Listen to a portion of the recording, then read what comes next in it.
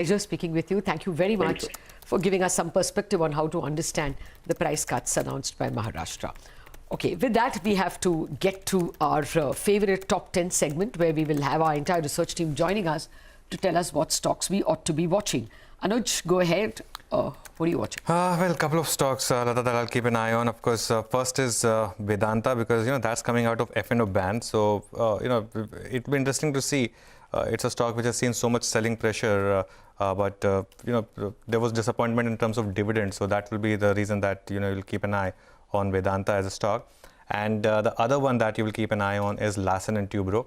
It's a stock that we've been watching for the last 2-3 days ahead of numbers and interim dividend.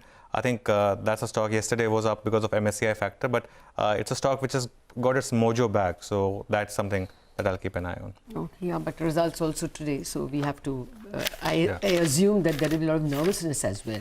Okay, so only Tata Motors numbers. So the ADR was up 4.5%. The numbers were quite good on all accounts. I expect the stock to be in the green. The best part was JLR margins. 11.1% margins is something no one had expected. 9.5% was the expectation, and 3.5% was what they did last quarter. So it's a big jump sequentially in JLR margins.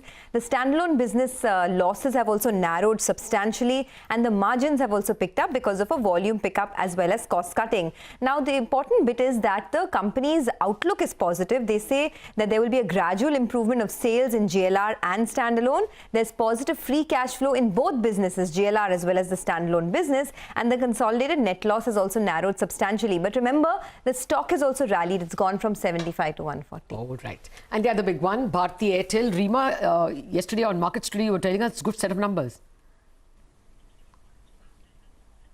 Absolutely, Lata. These are good set of numbers. And now for Bharti Airtel, both the Africa as well as the India wireless piece is firing. We already had the Africa numbers. So let me just tell you about the India wireless performance. It's a comprehensive beat.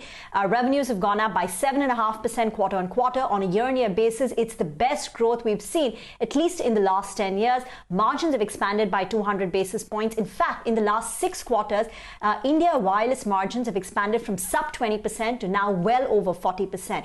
They continue to improve their pricing despite no price increase. So ARPU has gone up by 3%. They continue to add a strong 4G subscribers, which are the lucrative subscribers. So that has gone up by 14.4 million. I think this is at record levels.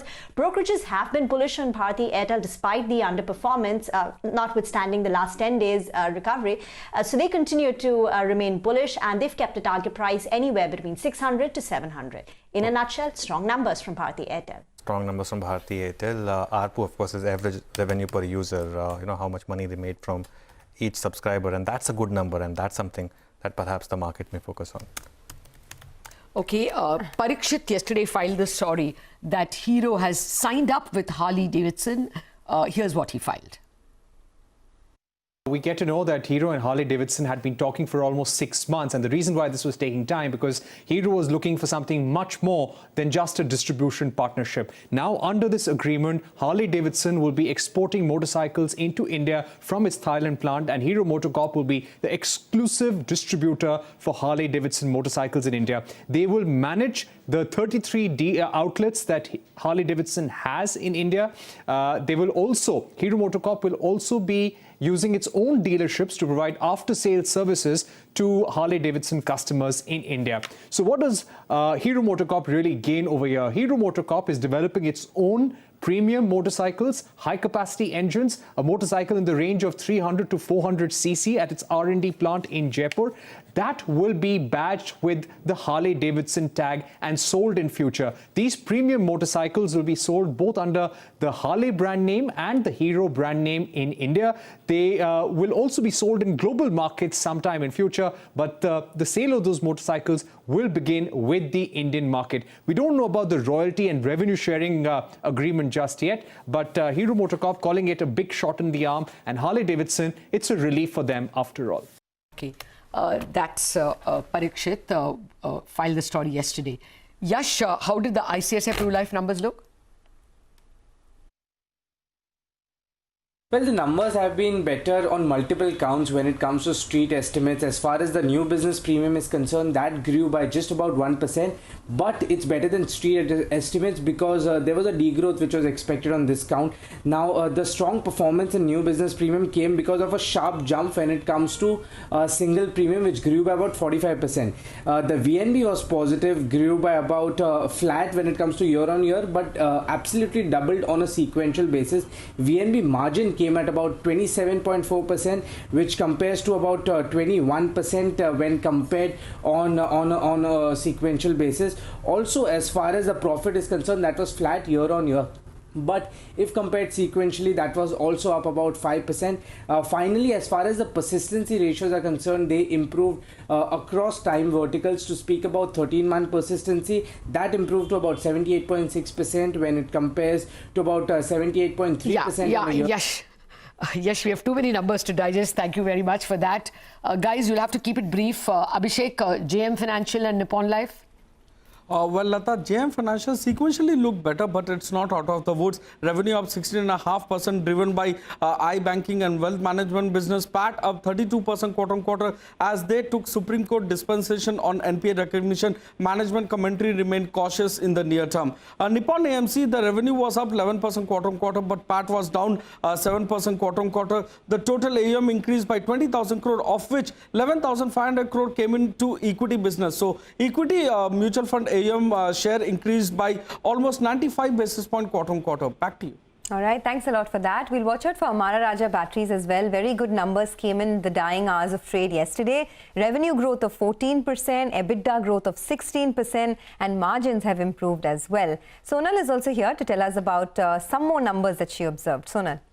Let me start with Castrol, Sonia. Good set of numbers. Margins expanded by 400 basis points. Profits also went up by 9%. Expect that stock to do well in trade today. Sanofi, however, reported mixed set of numbers. Revenues declined by 12% on a YY basis, but profits were high by 40%, largely because this time around cost of materials went down substantially. Lastly, SKF India, well, a sequential recovery there, but revenues on a YY basis down 6%. However, margins have expanded. So let's see which way things go for this stock today. Back to you. Okay, and Nupur, you have the Network 18 Twins as well as KPR Mills. Well, yes, it was a 90% recovery when it comes to revenues for TV18 as well as Network 18. TV18 revenues down 10% at console level, and cost control measures drive operating performance. Margins inched higher to 16%. News business advertising fully recovered, and entertainment revenues reduced to single digit on YOY basis. For Network 18, revenues down 10% and cost control measures drive margins as well as operating performance. KPR Mills, it was a strong quarter, 17% revenue growth, reported highest in 8 quarters. Operating profits up 10%, and textile as well as garment, both the segments did well in quarter 2. Back to you. Okay, Nupur, thanks a lot for that. Standard disclaimer, TV18 owns the channel that you're watching. Agam, what about some other stocks in news? Right. Well, I have ICICI Bank in focus, where it's received a communication from the US market regulator, SEC. And, well, the communication suggests that they have concluded their investigation in the bank's loan impairment provisions, and the SEC does not intend to take any enforcement action against the bank. And we also have Cochin Shipyard in focus, where the company has signed an MOU with Fincantieri. That's an Italian shipbuilding company. The MOU is for cooperation areas of design, shipbuilding and ship repair. And it's a positive for Cochin Shipyard because Fincantieri is a leader when it comes to cruise ship building and construction. All right, thanks for that. Mangalam is watching Tata Consumer. Mangalam, why is that? Well, I'm watching both Trent as well as Tata Consumer. Reports have been doing rounds for almost a fortnight now, but yesterday's price move on Trent and Tata Consumer tells you that there is something which is brewing. And the reports are, well, they are eyeing a majority stake in Big Basket for anywhere between $500 to $700 million. We've seen a lot of retailers enter the online foray. Reliance doing that. Alongside that, we had Amazon invest in a whole host of companies as well. There is a big opportunity. Big Basket has 50% market share in the grocery retail, close to around 3,200 crore revenue. So were this to happen, it would definitely be a positive for Trent as well as Tata Consumer. But let's see whether this happens or not. Ahead of reports and, as these things happen, these stocks have been buzzing. So just thought we'll put it out for our viewers. Fair point. Keep that on the radar that they've already run up. Agam, Momentumizer.